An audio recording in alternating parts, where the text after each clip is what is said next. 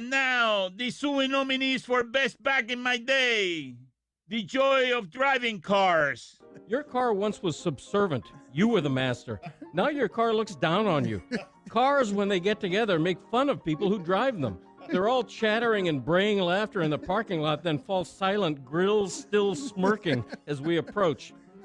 GPS technology is something else that has diminished the pleasure of driving. There used to be a charm in getting lost. Following directions or asking for them was part of the rhythm of a road trip vacation. You'd stop at a country store, buy a squirt, and ask the proprietor how to get to the McGillicuddy farm. Both of your days enriched as the screen door banged shut and you hoofed it back to the car.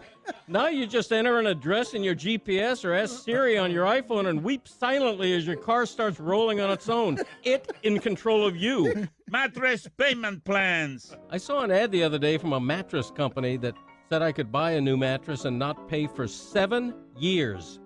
What? My first thought, finally, the terminally ill catch a break. They get a new mattress knowing full well they'll never be around to pay for it, so good for them. Movie tickets. Greg Cody doesn't go to the movies, but if he did, he'd wait intentionally in a longer line to speak to the ticket seller through the small round hole in the glass rather than save time getting his Ducat at an automated kiosk. You don't even need a ticket anymore.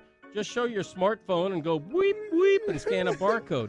For the love of God, I want a piece of paper in my paw. A physical ticket is proof I have paid and I'm entitled to entry. Clotheslines. Americana disappears by degrees, what was slipping further and further into the past. When was the last time you saw a back scratcher or a fly swatter? A kid with a yo-yo, for that matter. Or an outdoor clothesline like the kind we had in the backyard at 1440.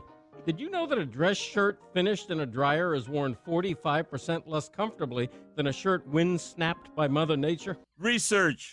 I remember when research had a good name. Research was academic or scientific. It was high-minded and purposeful. But gradually, over time, research has gotten a bad name because so much of it is now trivial or frivolous. Example, a study has determined that cows can sleep standing up, but can only dream lying down.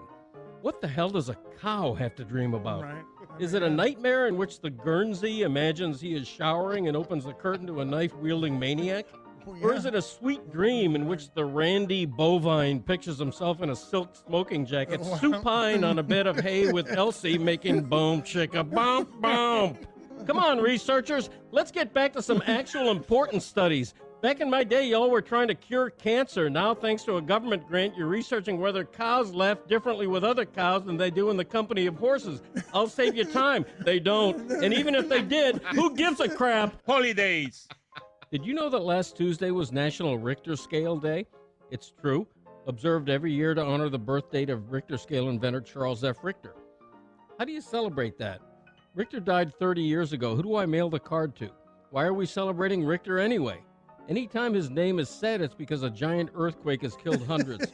How cruel to lionize this man associated with mass destruction.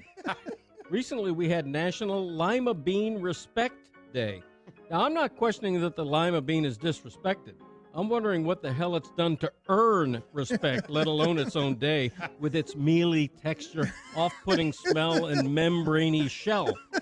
Get off my calendar, self-serving silly days. A real holiday is Christmas, for Christ's sake. May we never hear of Charles Richter's name again. And I'm a disrespect the slimy lima bean all I want. Championship rings. Championship rings used to be the rare prize that distinguished athletes as special. Now, oh hum, everybody has one.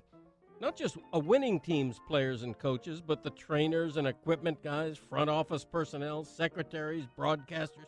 Everybody gets a knockoff championship ring, if not the gaudy real deal. Even fans sometimes are given replica championship rings. I finally won a championship ring, says the veteran player proudly. Oh, yeah, I got 3, says Murray in Section 115. Poor Dan Marino spent his entire career trying to win a championship ring. Now his neighbor has 4 that he won in men's softball, looking like a suburban Liberace riding the John Deere across his lawn as Marino softly weeps. Athlete in modesty.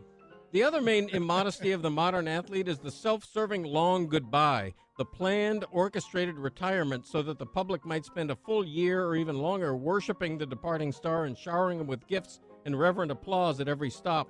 Please. Back in my day, the only athlete who got a staged farewell was Lou Gehrig. He had an excuse. He was dying. Airline etiquette. I'm an aisle man, partly so I won't inconvenience others. And yet I'm always on the row where the person in the window seat happens to have a bladder the size of a walnut and keeps waking me to get past and use the loo. Before takeoff, a woman is standing over me grunting, using elbow grease and a giant shoehorn to try to jam her clearly oversized bag into the overhead bin. Check that bag, lady. Fat man, I don't mind you sitting next to me, even though I secretly pray you won't as you Jabba the Hutt up the plane's aisle. But if you do, try hard not to further expand and glom both armrests as if by birthright. Dear kind ladies seated next to me, I don't mind making a minute or so of cordial small talk as we wait to take off, but I do not wish to become your confidant or your pen pal. Please do not start peppering me with so many questions that after 10 minutes I'm holding an in-flight magazine upside down pretending to read. Cash. You try to pay in cash nowadays and they look at you funny like, is that all you have? I still pay for my large double D Java by fishing 3 ones out of my wallet, but I feel like the Luddite walking into a college classroom carrying a manual typewriter.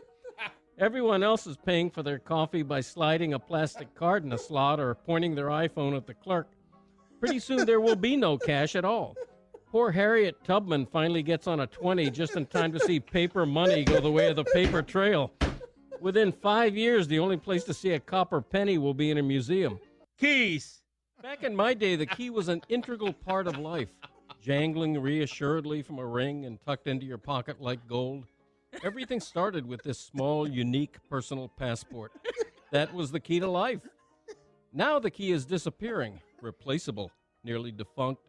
When was the last time you checked into a hotel and were handed an actual key? Nowadays you are handed what looks like a credit card, a soulless piece of plastic that electronically opens your door, or is supposed to. Turns out your cell phone can disable this room non-key. Way to blow it, technology. You ever see a cell phone disable an actual key? Yes, and when was the last time you sat in a new car and saw an actual ignition with that comforting vertical slot where the key went and turned? That was a part of the joy of having your own car. You were handed the set of keys. Now you press a button. Oy. Soon there will be no more keys of any kind. Even the Florida keys are endangered. People, support your local key. Bring it back. Menus. You aren't just handed a menu anymore. That'd be too simple, make too much sense. Now you are handed the regular menu plus a seasonal menu and then another one for daily specials plus a pamphlet of chef's recommendations. I have a recommendation, fewer menus. I haven't even mentioned the separate menu handwritten on a blackboard you can't read. Then there's the wine list, the drink menu, not to mention the dessert menu. I have a dozen menus in front of me, and none of them have a cheeseburger for under $10 because the prices have been driven up to cover the cost of menus. The menu originated in China in the 18th century because menus in a high-end restaurant might as well be written in Chinese. Owners figure they can raise the price of a dish $5 for every word used to describe it that nobody outside of culinary school would ever understand. What's that? Oh, you recommend the Argentinian free-range beef on a gold flake sesame roll with fromage piquant, sautéed foie gras, Himalayan rock salt, and Perigord truffle sauce? I'll tell you what, call it a cheeseburger, charge me $6.99 and recycle those menus. I'm Greg Cody, and that's how it was back in my day.